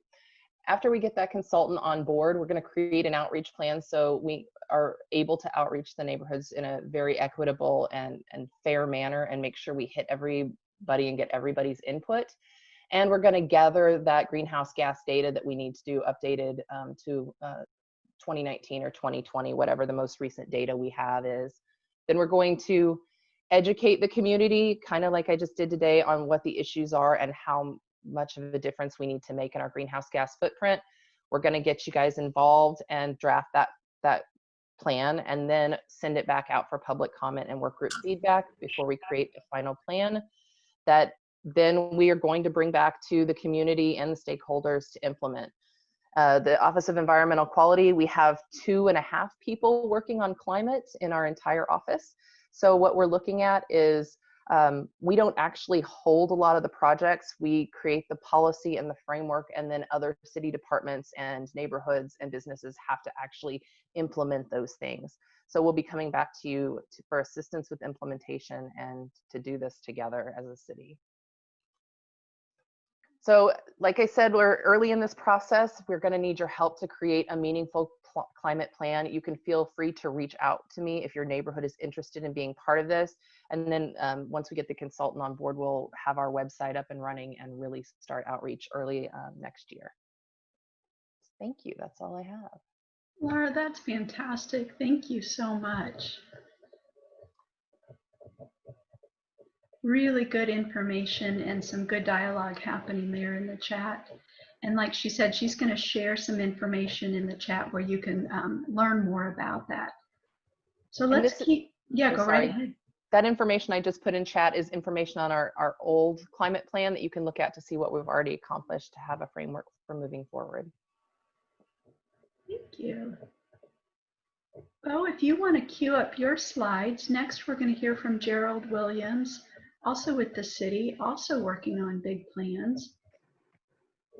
Thank you so much. And I'll just turn things over to you. And then after Gerald's presentation, then I'm going to invite everybody on the call to jump into some breakout rooms. But more on that after this presentation. Thanks, Jill. And again, my name is Gerald Williams. I'm with the City Planning and Development Department. Several of my colleagues are here today: Angela, Ely, Morgan Pemberton, and Brian Jackson, all with our department. We'll be helping facilitate a discussion with you all after this presentation. So I'm here to talk to you all today about our update for the city's comprehensive plan. And I'll talk in great detail about what that plan is going to cover in a minute, but just quickly, this plan is going to cover, as the name implies, comprehensive. It's going to cover a wide range of topics. Neighborhood revitalization and reinvestment and environmental issues and reuse of vacant lots are all certainly going to be part of that discussion. So, so we appreciate you all attending today. This is a really important opportunity for us to listen to what you all have to say about this topic, and we'll take it back and incorporate it into our overall public input on the comp plan, which we've been doing for about 5 or 6 months now. So this is really useful for our project, and we appreciate your input. So what is a comprehensive plan? Well, in short description, it's a plan that guides the physical development of the city in its most basic function. It's about a 2-decade horizon on this plan. So we're identifying strategies right now that will guide the future physical development of the city, land use, transportation, infrastructure for the next 2 decades. Our current comprehensive plan is the Focus Kansas City Plan, adopted in 1997. At the time, it was kind of a cutting edge, groundbreaking, widely recognized plan. It won the Comprehensive Plan of the Year from the American Planning Association. It was kind of a somewhat of a revolutionary document. It was very comprehensive. At the time, and I'll go through that in a moment, but at the time it was kind of the only plan we had. And now we've got all these other plans like Laura's Climate Action Plan and a bunch of others that I'll talk about in a minute. But it was highly comprehensive, and it covered really a wide range of topics. This is just a sampling of the the principles that it covered at sort of a higher level. There were 7 component plans, and I think a dozen what they called building blocks. It was a really, really long, really comprehensive document, and as I said, very cutting edge at the time. In fact, one thing we like to point out on this slide is that way back in 1997, it was using the word equitable, which I think was somewhat unusual. I think even today, when that term is much more commonly used in these kinds of conversations, there are very few plans that have the word equity in them. And way back in '97, our comprehensive plan was thinking about those issues already. And I want to point out that we have reviewed the focus plan. We will be carrying forward everything in that plan that we think is still relevant. And after our review, we think much of it still is, surprisingly, even though it's 23 years old, even though we have all kinds of new issues facing Kansas City that we need to create strategies for. 2020 is a great example of that. Much of that plan is still relevant. Much of that plan is still useful, and we think much of it will be carried forward and updated, and we'll refresh those strategies. We'll add new ones where we need them, and we'll take out things that have been done or things that are no longer relevant, but those are in the minority. So back in '97, as I said, focus was kind of it. We didn't have a lot of other citywide plans. It had to cover a wide range of topics, everything from city governance to environmental issues to land use and development and transportation and neighborhood reinvestment. Human investment was another big theme in the focus plan. Since that time, we've done a tremendous amount of citywide planning on a variety of different topics. This is a sampling of some of the plans we have now that maybe we didn't have back in '97. So one big difference with this comprehensive plan is going to be finding a way to coordinate all these planning efforts under one umbrella. We'd like for the comprehensive plan to be the umbrella that all of these other plans fit underneath, and then we'll use a comprehensive plan as a way to coordinate them, to guide and steer future updates of these various documents, and to make sure that they're all working together, marching towards a common goal without contradiction, without conflicting each other as well. So we're in the process now actually of creating a massive database of all the recommendations within each of these planning documents, and we'll use that in the comprehensive planning process to see what's out there in terms of what are we recommending in terms of stormwater management or capital improvements now. How do those things need to change, and how can we better coordinate them through the comprehensive plan? And I wanted to point out that we're coordinating closely with Laura and her team on the climate action plan and on the community health impact plan and a bunch of other planning initiatives that are happening kind of concurrently with our comprehensive planning process. Kansas City is also divided into 18 area plans. We have, since 2007, completed all 18 of these areas. I mentioned this just to say this is where a lot of the detail comes for our city planning in Kansas City, Missouri. The comprehensive plan will be kind of a higher level document, much more broad, and we'll rely on these area plans to provide that extra level of community context and detail that we need. And the comprehensive plan rather will guide the future updates of these area plans as well. So just kind of like the climate action plan, we've been doing it for 5 months, but we're still kind of at the front end of this process. This is a 2.5 year project. We are still in listening mode, and we'll always be in listening mode.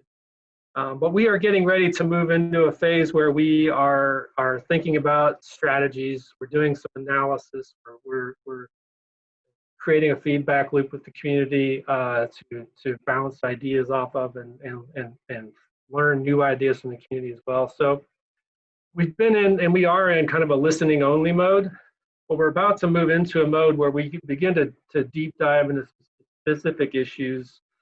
We'll be forming some work teams around topic areas in early 21 as well. So right now we're beginning to synthesize what we've heard, and we'll take what we hear today and incorporate that into our analysis.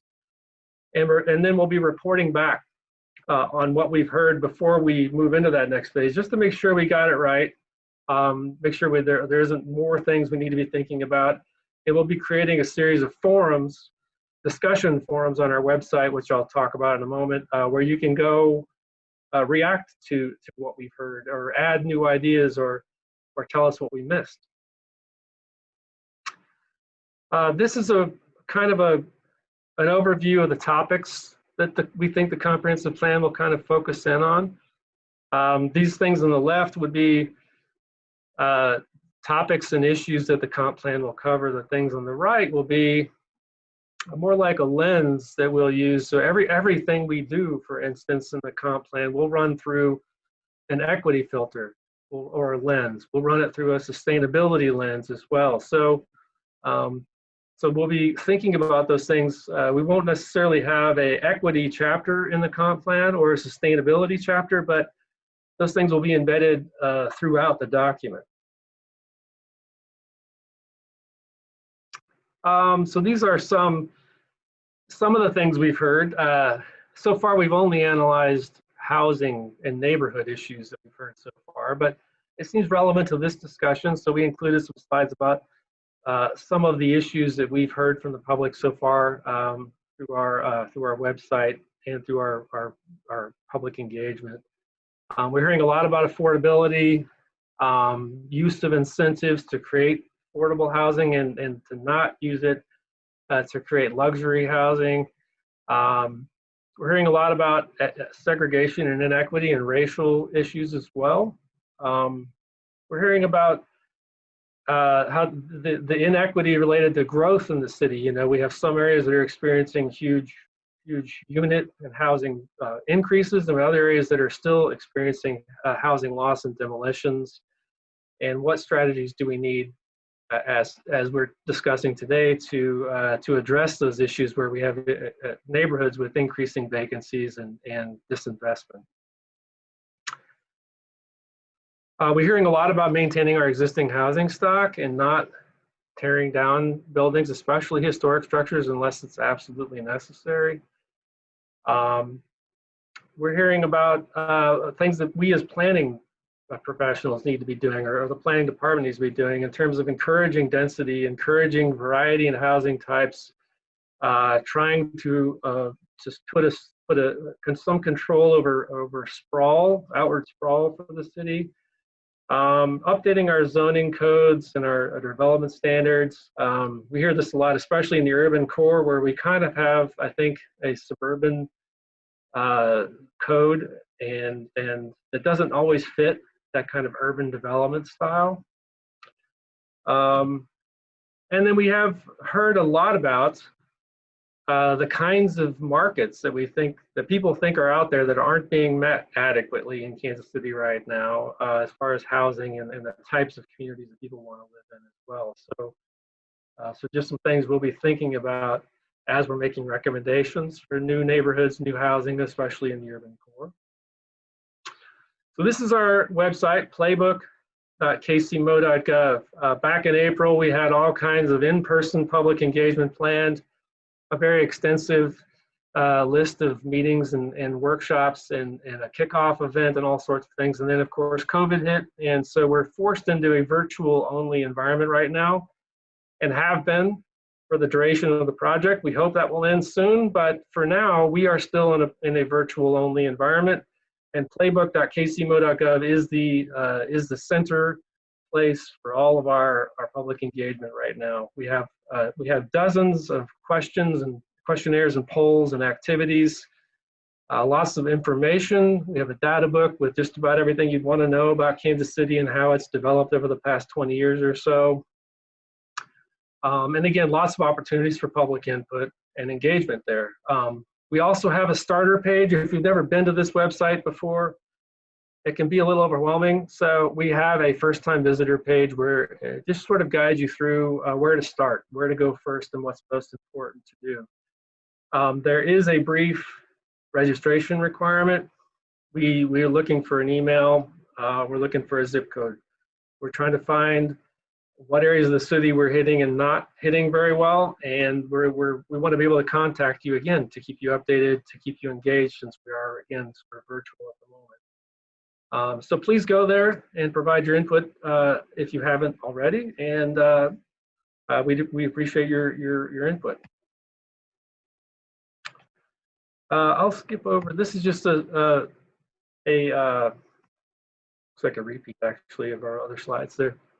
So again, you go to our website, you sign up, give us your thoughts, but maybe more importantly, help us get the word out. If you have a email list or distribution list or an organization that meets regularly that you think we could come make a presentation to, you know, either help spread the word directly for us, or reach out to us, and I'll give you my contact information in a moment. We're happy to come make a presentation to any neighborhood group, any business organization, any group at all, to help get people engaged and to help people get directed to the website. So again, this is our website. I'll make one final plug for playbook.kcma.gov. My information and Morgan Pemberton's information is at the bottom there. We have our phone and email, and we also have a general playbook@kcmo.org project email as well, if you want to send us an email with any thoughts or requests for presentation via that. And that wraps up my slides. So Thank you so much.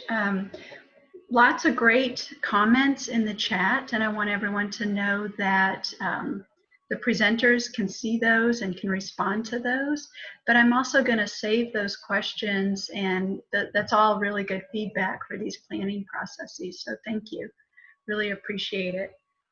What I'm going to do now is that members of the UNI Green Spaces team, as well as staff from the City of Kansas City, we've all divvied up and we're going to lead a conversation in breakout sessions.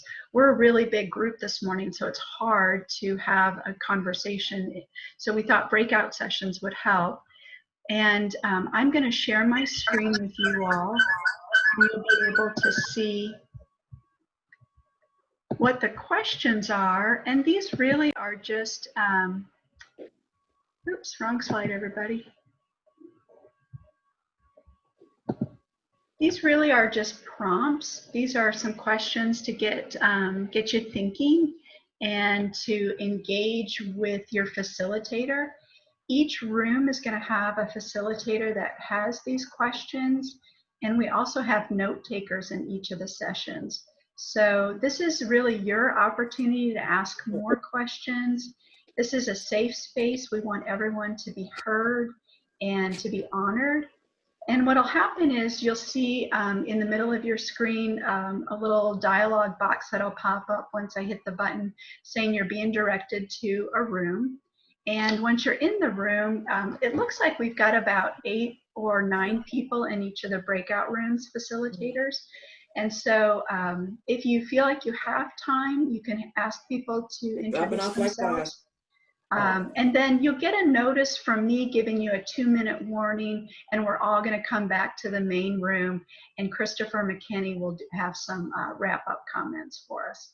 So without further ado, I'm going to go ahead and hit the magic button, and we'll all go into.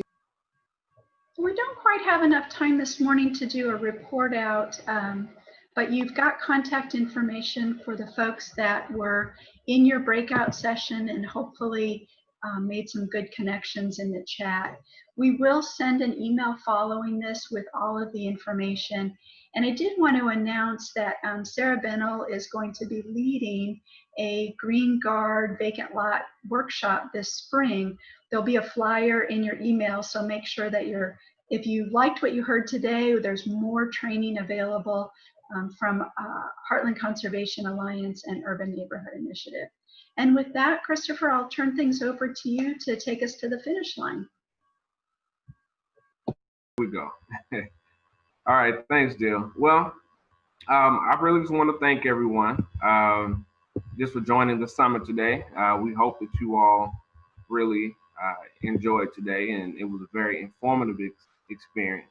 I would like to give a special thanks to Jill Erickson, obviously the lady that's been hosting the event. Just a real quick side story. I was onboarded at UNI about 6 months, no, not 6 months, excuse me, around 6 weeks ago. And this was right in the middle of planning this event. And I would have been a lot more involved, but I was learning a lot about our affordable housing policy work at UNI and our community engagement initiatives and our minor home repair program. And, you know, she just kind of kept her eye on the ball, and she followed this all the way through. And I think it was, you know, I think it was great. And so really special thanks to her. I think it was very informative, and I hope you all feel the same way. I would also like to thank Mrs. Diane Cleaver, who's the CEO and Executive Director of the Urban Neighborhood Initiative. I would also like to thank the author and keynote speaker, Sandra Albro, the officers, Richard Marquez and Aaron McKee, our community conservation planner, Wendy Sangster, the city planners, Laura Ish and Bo Williams, and all of our facilitators and note takers. And just so that you all know, all of these materials will be shared. So you all have all signed up, so we will make sure that everyone receives all of the notes and the recordings, not only from the main session, but also from the breakout session. If you're interested in being more involved, you can join our Vacant to Vibrant group. And that's actually one of UNI's, if you call it like work group that we do. And you can find us on Facebook. If you could like our Facebook page, also follow us on Twitter. You can also send me an email, which is in the chat box, and I'll put it in there again for everyone to see towards the end. And if you all have any questions, you can also send that to Jill and myself.